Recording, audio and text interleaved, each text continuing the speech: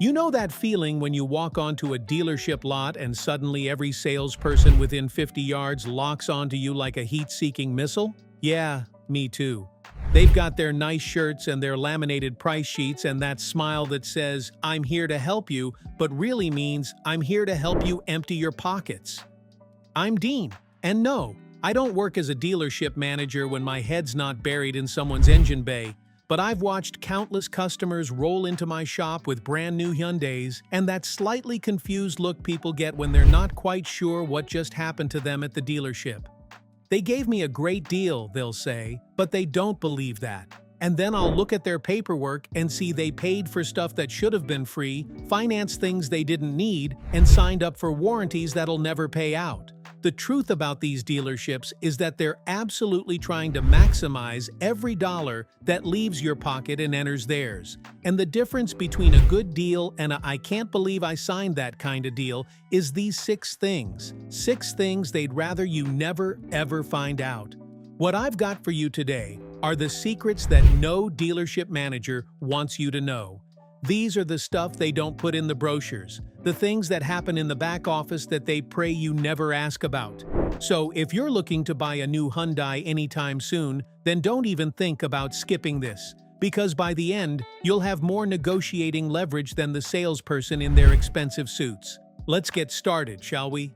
I'm going to start with what I personally consider the biggest scam going on right now, and it's spreading like wildfire, like that one really bad gossip. Thing number 1. Understanding market adjustments. You walk onto the lot. You find the perfect Hyundai. Maybe it's a Palisade. Maybe it's a Tucson hybrid.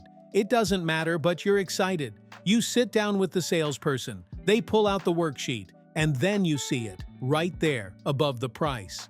Market adjustment, $5,000, or $3,000, or sometimes even 10 grand on the really popular models. Your heart sinks, but in the end, you pay. In the end, you just think that's how the market works. You know, supply and demand. Everyone's doing just that. No.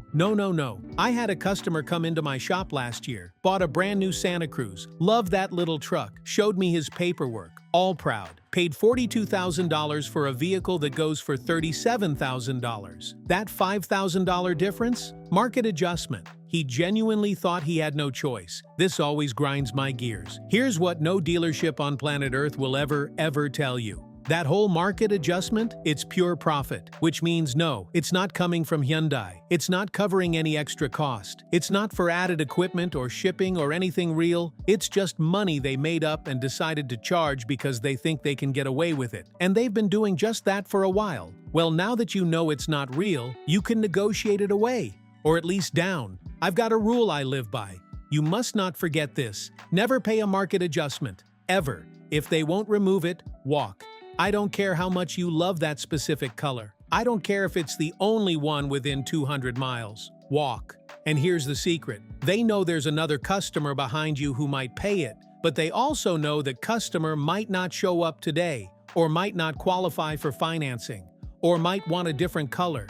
No matter how much they try to shake you down, no matter how expensive their suits look or how many big words they use, you have the power. You just don't know it. Ask them to show you on the factory invoice where that adjustment comes from. They can't. Because it doesn't exist. It's just air. Don't go paying for air. Spread this message. If you don't pay, and the guy behind you does the same, and the guy behind that guy does the same, and so on, this whole market adjustment thing comes to an end. Well, you finally renegotiated that lousy market adjustment, but you're not out of the woods just yet. In fact, they're just getting started. Why? Because... Thing number 2. The financing office is where they really get you. You made it through the sales floor. You negotiated a decent price. You're feeling good. Then they hand you off to the finance manager. And that's when the real mind game begins. This is the person who doesn't even need to wear some name tag that says sales or something. They wear nice suits. They have a fancy office with leather chairs. They talk to you like you're smart, like you're in on the secrets together. And then they slowly, methodically drain another few $1,000s from your wallet. Oh, they're really good at doing just that. Even I have fallen for their tricks. I had a young couple buy a Kona last year. First new car. They were so proud. Came to see me for their first oil change and showed me the paperwork. They'd paid $3,200 for an extended warranty, $1,800 for gap insurance, $900 for fabric protection, $600 for VIN etching, another $400 for some paint sealant thing. By the time the finance guy was done, they'd added almost $7,000 to the price of the car. And here's the killer: almost none of it was worth what they paid. You know what? Let me break down what actually happens in that office. First, the extended warranty. Sometimes it's worth it, sometimes, but never at the price they first quote. Those warranties have massive markup. The finance manager might pay $800 for a warranty they're selling you for $3,000. You see all that profit? You can negotiate it, or better yet, wait. You can buy a Hyundai extended warranty anytime before your factory warranty expires. They make you believe that that day is the only day you get to decide, but that's just a big lie. Take it from me, you don't have to decide that day. Second, gap insurance. If you're putting less than 20% down, maybe you need it, but check your auto insurance first. Most insurance companies offer gap coverage for a fraction of what the dealership charges, like literally 1/10 the price. Third, all that protection stuff: fabric protection, paint protection, rust proofing, VIN etching. I'll be honest with you, that fabric protection is a can of Scotchgard they paid $5 for. The paint sealant is wax you could buy at any auto parts store. VIN etching is etching fluid and a stencil. None of it is worth hundreds of dollars. And here's a pro tip I always give my customers. When you get to the finance office, just say no to everything. Say, "I'll think about it and come back if I decide I want it." Watch how fast the prices drop. Suddenly that $3,000 warranty becomes $1,500. That $900 gap insurance becomes $400, because they'd rather make some profit than none at all. The finance office is where dealerships make their real money. Don't let them make it off you. And as usual, don't forget to spread the word. Well, if you think this is crazy, then get a load of thing number 3, the special order lie. If I had $1 for every person I've had to talk out of this, if I had $1 for everyone I know who's fallen for this at some point, then just maybe I could finally retire. This one gets me every time. You go in wanting a specific model, specific color, specific options. They don't have it on the lot. "No problem," the salesperson goes. "We can special order it for you. Just put down a deposit and we'll get it in." Sounds reasonable, right? Happens all the time. Except here's what they don't tell you. That special order? It's not special. And no, it's not really an order. Yep, yet again, it's just air. I had a customer who wanted a specific Elantra N-Line. Blue, manual transmission, sunroof. The dealership didn't have it. They took a $1,000 deposit, promised it would arrive in 6 to 8 weeks. Well, guess what? She waited 12 weeks, 3 whole months, and still no car. They kept calling. "It's on its way. It's at the port. It's delayed." Finally, after 4 months, the guy got frustrated and asked for his deposit back. Suddenly, they had a car. Not the one he ordered, but one they had on the lot. "This one's pretty close," they said. "We can give you a good deal." Do you know why this happened? That dealership never ordered his car. They couldn't. Hyundai allocates vehicles to dealers based on all sorts of factors. A dealer can request certain models, but they can't just place a custom order like you're buying a pizza and asking for extra toppings. Like, come on. They were hoping he'd either give up or settle for something on the lot. The truth about special orders is most dealerships take your deposit, add your name to their allocation request, and then wait to see if Hyundai sends them what you want. If it shows up, great. If not, they'll try to sell you something else, and they've just had your money the whole time. What should you do? 2 things. First, never put down a non-refundable deposit, ever. Second, get in writing exactly what you're ordering, with a delivery date, and what happens if that date passes. If they won't put it in writing, they're not ordering anything. Better yet, some patience wouldn't hurt, you know. You could also expand your search. Call other dealers, look at inventory online. You might find your exact car sitting on a lot 2 hours away. Happens all the time. Just don't go believing in their special order blindly. Next up is a secret that I've given more customers than I can count. Do you want to trade in your car? If yes, then you need to.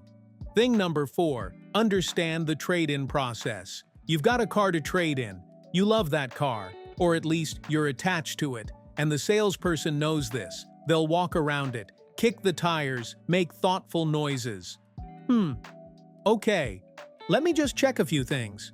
Then they'll go away and come back with a number, and it's always lower than you hoped. You see that moment they worked away? Do you know what really happened?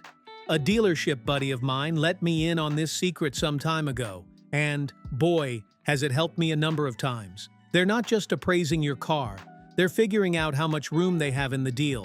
They're looking at the new car's price and your trade-in value as one big number. If they give you $2,000 less for your trade, that's $2,000 more profit. If they give you $5,000 less, that's $5,000 more profit. I had a guy bring his 2018 Sonata to me after a dealership visit. He was trading it for a new one. The dealership offered him $8,000 for his trade. He thought that seemed fair. KBB said it was worth about $10,500 in good condition.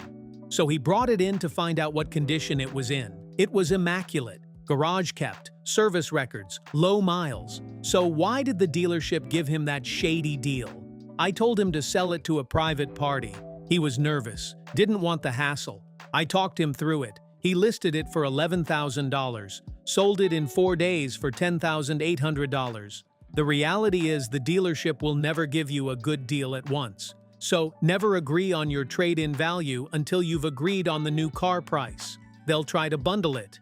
They'll say things like, "What monthly payment are you looking for?" Don't fall for it. Negotiate the new car price first, then talk trade. And always know what your car is worth before you walk in. Check KBB, Carvana, Vroom. Get actual offers from places like CarMax.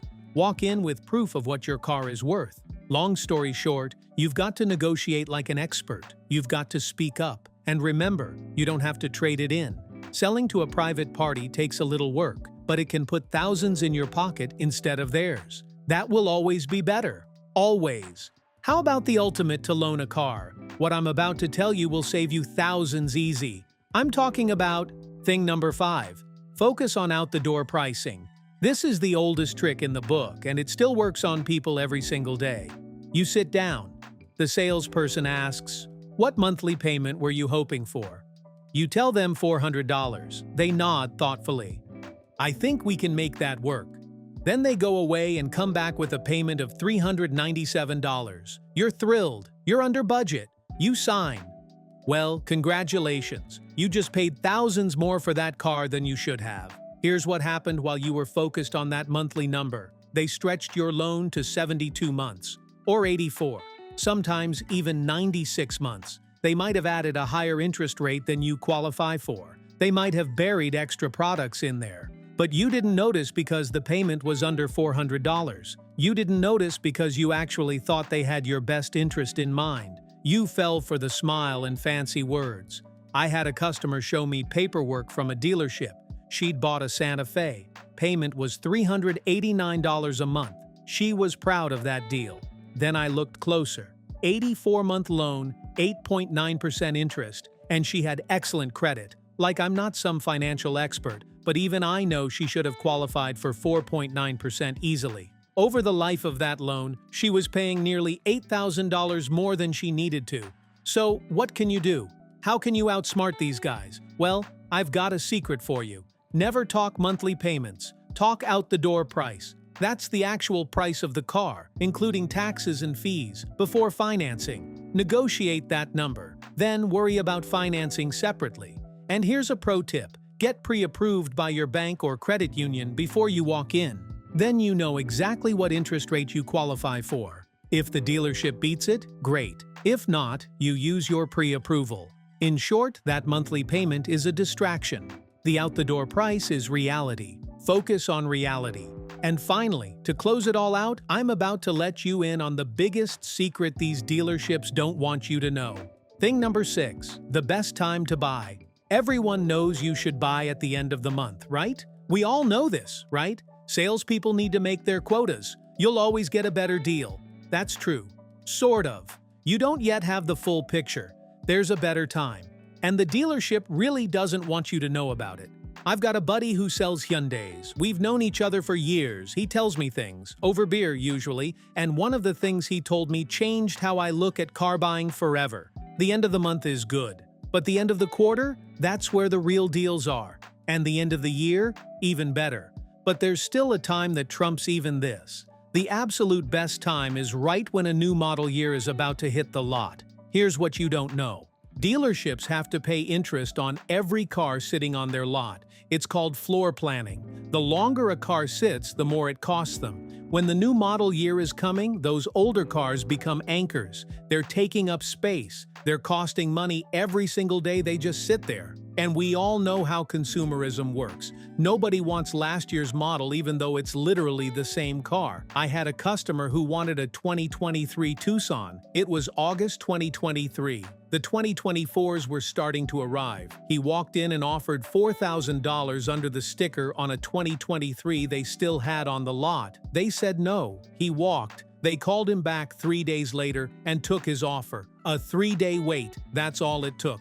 Now you know the absolute best time to buy. No thanks necessary. But have you ever wondered what the absolute worst time is? Yeah, you guessed it. When that exact model first comes out, you'll pay the most, you'll have the least negotiating power, and you'll probably pay a market adjustment. Wait 6 months. Let the hype die down. Let consumerism do its thing. Let them start worrying about moving inventory. Also, shop online. Email multiple dealers. Ask for their best out-the-door price. Make them compete. You'd be amazed how fast prices drop when they know you're talking to their competitor down the street. And here's the last thing. Be willing to walk.